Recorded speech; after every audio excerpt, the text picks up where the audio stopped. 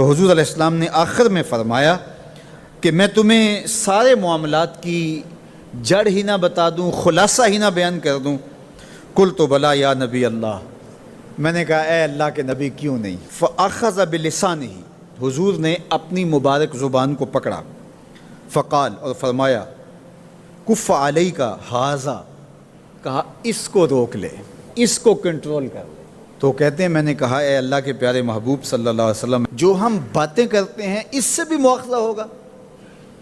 یعنی عمل پر تو پکڑ ہوگی، لیکن جو ہم زبان سے بات نکال دیتے ہیں تو کیا اس بات پر بھی مواخذہ ہوگا؟ تو حضور علیہ السلام نے ارشاد فرمایا کہ لوگ منہوں کے بل یا ٹھوڑیوں کے بل جہنم میں ڈالے جائیں گے، یہ ان کے بولے ہوئے بولوں کی وجہ سے ہوگا، ان کی زبان کی کمائی کی وجہ سے ہوگا۔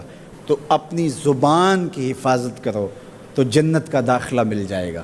تو گویا زبان کی حفاظت سے لے کر کے اللہ کے حضور سجدے تک اور اللہ کی عبادت تک، یہ ہے وہ نصاب جو جنت میں جانے کا ہے۔ اللہ ہم سب کو 5 گانا باجماعت نماز کی توفیق دے، اللہ ہمیں توفیق حج کی نصیب کرے، اللہ ہمیں رمضان المبارک کے روزے رکھنے کی توفیقات سے مالا مال کرے، اللہ اپنی راہ میں جد و جہد اور جہاد کی توفیق سے مالا مال کرے، اور اللہ ہمیں ہماری زبان کی حفاظت کی توفیق دے تاکہ ہم خیر کی راہوں کے مسافر رہیں۔ کچھ لوگوں کی عادت ہوتی ہے کہ وہ بہت زیادہ چیخ چیخ کے بولتے ہیں اور بلند آوازی سے گفتگو کرتے ہیں۔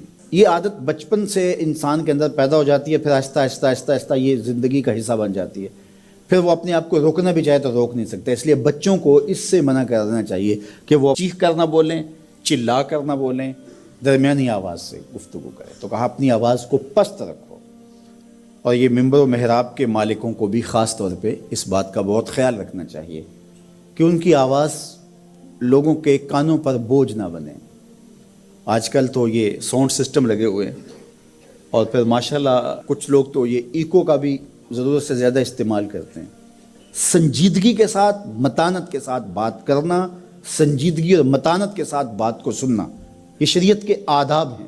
جب کسی سے ہم کلام ہوں تو آپ بھی بلند آواز نہ ہو، اور دوسرا وہ اس کا جو جواب دے رہا ہو اس کی توجہ بھی بھٹکنے نہ پائے، وہ اپنے احساسات سے یہ بات بتائے، اور کہیں جواب دینا ضروری ہو تو حرج بھی نہیں ہے۔